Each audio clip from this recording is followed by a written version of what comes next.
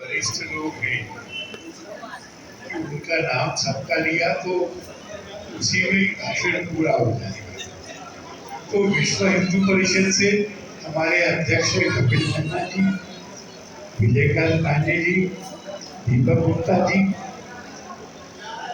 हर्ष मल्होत्रा जी, जिन्होंने ये स्वीकार किया है कि वो यमुना पार की आवाज बनेंगे देश में, सब लोगों को प्रणाम करता हूँ। और आज कुछ संदेश देने की जरूरत नहीं है। क्यों नहीं लग रही?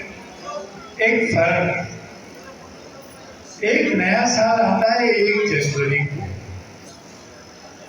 तो 31 दिसंबर को कोई मंदिर में नहीं जाता,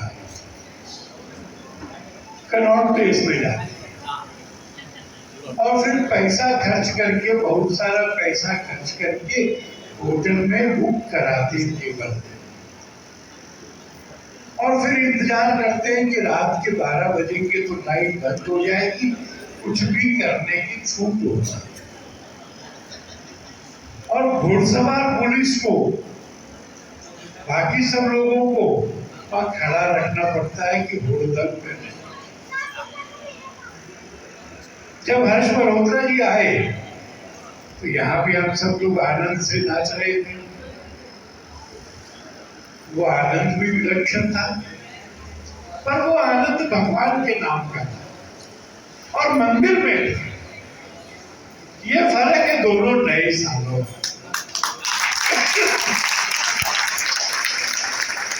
एक नया साल होता है मस्ती मनाने का, जंगली होने का, पैसा खर्च करने का, और एक नया साल होता है भगवान के सामने आकर उपस्थित होने का, हाथ जोड़ने का। और अब हर नए साल में कुछ कुछ नया होने की बात नहीं है। जैसे 2080 में राम जन्मभूमि का मंदिर तो पूरा होगा, और लोगों ने कहा कि देखो राम जी तो आ गए, सीता जी कहाँ है, हनुमान जी कहाँ है। तो इसी साल में माने 2081 में पहली मंजिल पूरी होके राम दरबार विराजमान और 2082 में उतना ऊंचा शिखर बन के आसमान में हिंदुओं का झंडा लहराएगा। तो मुझे किसी ने कहा कि ऐसा तो कभी देखा भी नहीं और ऐसा तो कभी आगे भी होगा नहीं। मैंने कहा पहली बात मुझे मंजूर है, हमारे जीवन में ऐसा कुछ हुआ नहीं था, पर होगा नहीं ये मत कहो। अखबार में पढ़ रहे हो ना कि सर्वे हो रहा है काशी में, सर्वे हो रहा है मथुरा में। अभी ये पंकज जी ने नारा लगा दिया ना, तो मैंने आपको 3 साल का जो प्रोग्राम बताया था ना, 4थे साल का प्रोग्राम वहीं पे।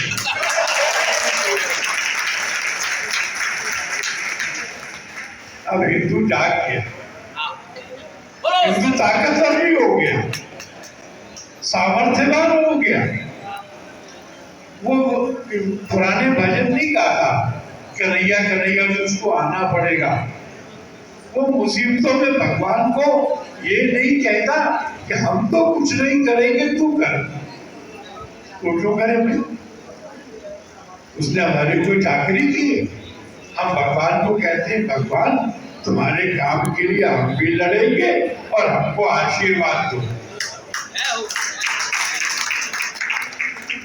तो मैं आप सबको एक निमंत्रण देता हूँ और एक रहस्य की बात बताती हूँ। मैं जब अयोध्या में मंदिर बन रहा था तब जाता ही था, अब भी जाता हूँ। तो वहां पर एक वीआईपी दर्शन, तो वीआईपी दर्शन में जाने वाले लोग कौन होते? वो वीआईपी होते। और भगवान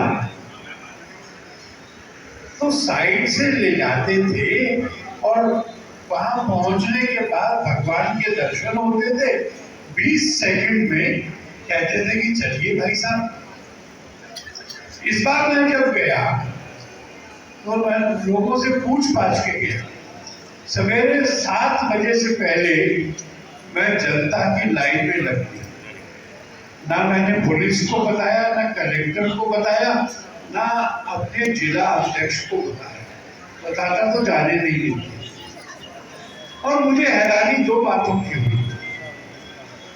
10 मिनट में मंदिर की सीढ़ी चढ़कर भगवान सामने दिखे और भगवान तक पहुंचने के रास्ते में 3 मंडप पड़ते।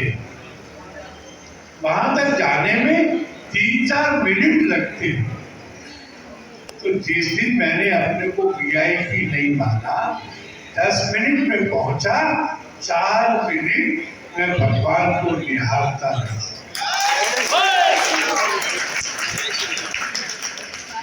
तो सवेरे 8 बजे के पहले जाओ, रात को 8 बजे के बाद जाओ, 10, 12, 15 मिनट में बारी आ जाएगी। सीढ़ी चढ़ोगे तो भगवान के दर्शन होंगे। 5 साल के बालक राम के दर्शन होंगे। वो दर्शन करते रहो, आंखें धन्य करते रहो, मन में राम नाम का जाप करते रहो, अपना जीवन सफल हो जाएगा। आने वाले दिनों में बहुत अच्छा कुछ होगा। लोग कहते हैं कि भारत की इकोनॉमी, अर्थव्यवस्था ये दुनिया में सबसे तेजी से बढ़ रही है। हम अपना रॉकेट उड़ाते तो वो चंद्रमा पे उतरता है। मोदी जी कहते हैं ये शिव शक्ति पॉइंट है। इस बार अंतरराष्ट्रीय बैठक में वो उस नाम को स्वीकार कर लिया। सूर्य को भी उसके नजदीक जाकर के देखते हैं। वो है ना बाल समय रवि भक्षदेव, उतना तो नहीं है, पर हमारा एलवर उसके नजदीक पहुंचता है। और वो जो द्वारका समुद्र में डूब गई थी, अभी प्रधानमंत्री गए तो समुद्र की तलहटी में उस द्वारका के दर्शन। और अब वहां उतनी दूर नहीं आए तो मथुरा जाए। मथुरा में एक कृष्ण म्यूजियम है। उस कृष्ण म्यूजियम में एक चौक है। उस चौक में एक पत्थर रखा है, पीछे श्लोक लिखा है कि द्वारका में दुनिया के जहाज आते थे और वो लंगर डालते थे, और वो लंगर जो है वो ऐसा बना हो, उसके बीच में छेद होता था। तो उसमें लिखा है कि ये जो बीच में पत्थर रखा है ये द्वारका के समुद्र में से निकला है। ये वैसा ही है जैसा लंगर का वर्णन आता है। आप इसको छू सकते। तो मैं आगे बढ़ा, मैंने छुआ, मेरा सारा शरीर कांप रहा। ये कहानी नहीं है महाभारत की, ये द्वारका की कहानी नहीं है, ये सच है। द्वारका थी, द्वारका डूबी, द्वारका समुद्र में है। ये राम ने बताया, ये कहानी में खुद है। कहां से हमारा और हम सबका संकल्प है कि जैसा इतिहास था उससे गौरवशाली भविष्य बनाएंगे।